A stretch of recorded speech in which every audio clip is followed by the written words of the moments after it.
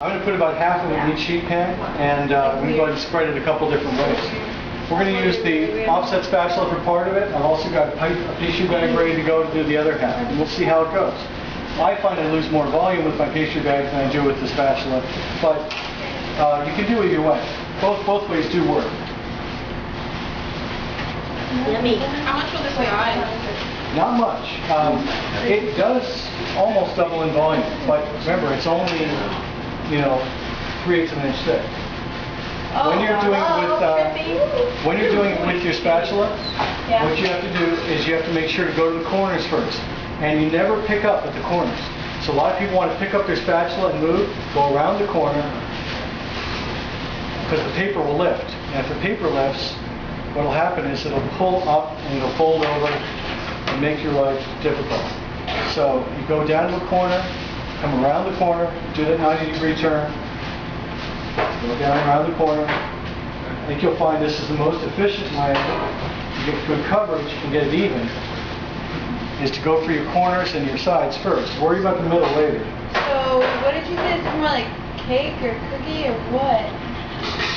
It's a roulade sponge. So I'm going to make this pretty as even as I can, without overworking it. See, I can sit here and mess with it, but I don't want to mess with it. I want to make sure this stuff is going to bake evenly and not lose too much volume. Are we going to cut the edges to make it square? What was that? Are we worried about cutting the edges to make it square? We will be trimming. Yeah, we'll be trimming it down, so it won't be. The thing is, it's not. The point isn't to necessarily get it perfect on all corners. You notice I just cut it short right there. I don't waste a whole lot of time. I just get it in the oven, because if it sits, or if I work it too much and mess with it, it's going to lose more volume. I'd rather not lose volume, so I'm going to go ahead and just, say, okay, that's good enough. Even if the edges are slightly off, that's all right. I can always trim them up a little bit and make sure it's right where I want it to be. Let's do it here in the pastry bag.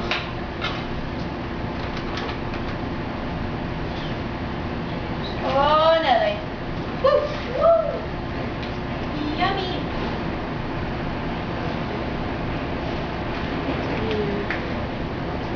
It looks like poo. From there, you just... Yeah, I'm not doing it that way. Heck no. Wow.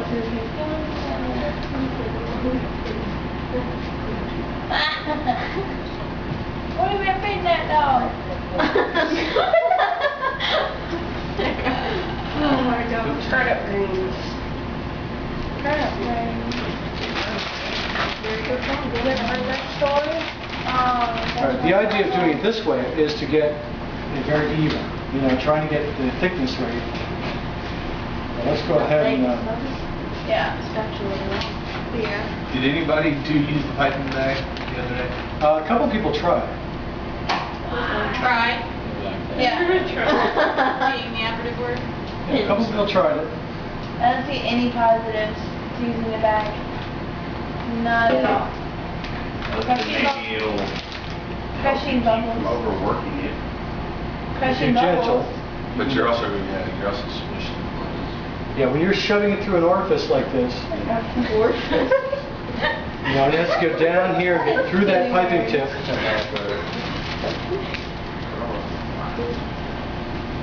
It's going to have an effect on the foam. There's no doubt about it.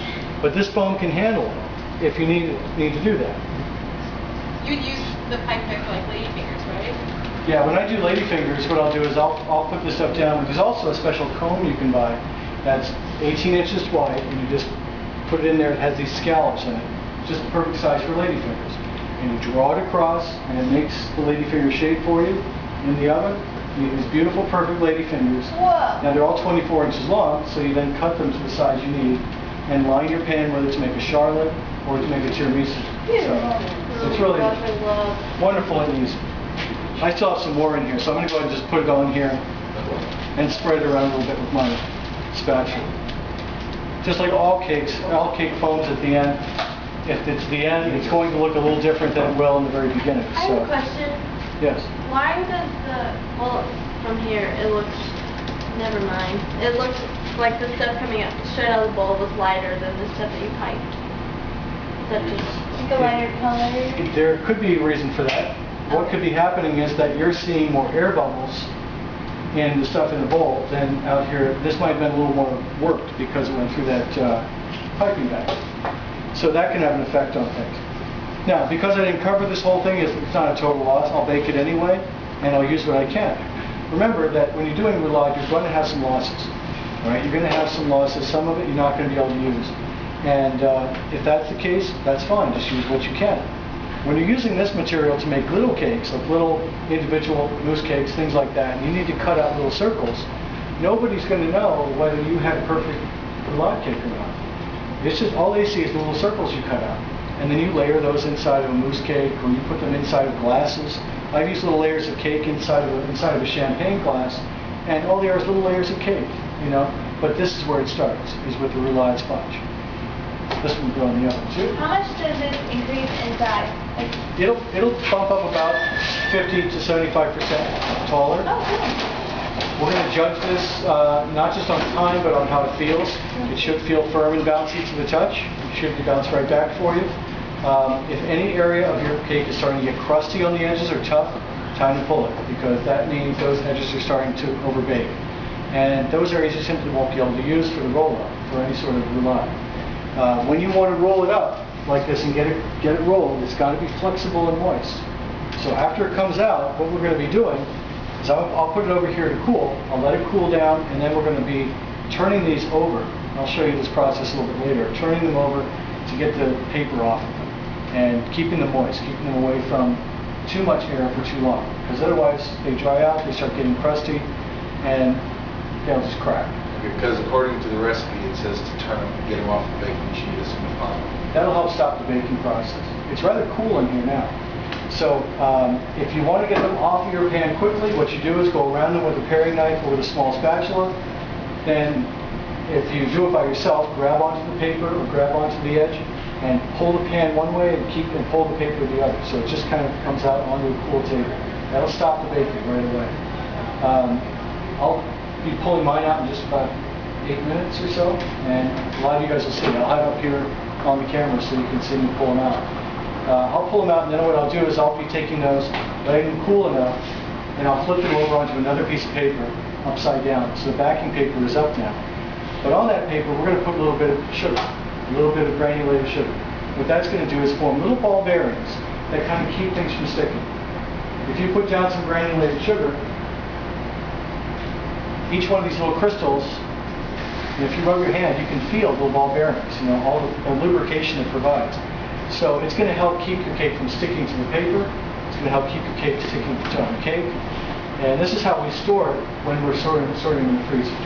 We'll put parchment in between them, a little bit of sugar, another piece of cake, another parchment, a little bit of sugar, and we just layer them up. And that way they don't stick. And sugar is edible, so nobody minds if there's a little sugar on the cake. But it works, and we'll be doing that. Make sure they're really cool before we turn them out, but I'll be doing that a little bit later and doing a little assembly demo for you on how to roll them up. I think you'll find it's a lot of fun to do. Start thinking about flavors. You can just use regular old whipped cream, a little vanilla, a little bit of sugar. Whipped cream is real easy to make. You decide how sweet you're going to make it.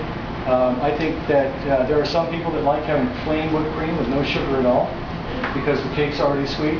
But if you want to sweeten your whipped cream, you can. I recommend using granulated sugar.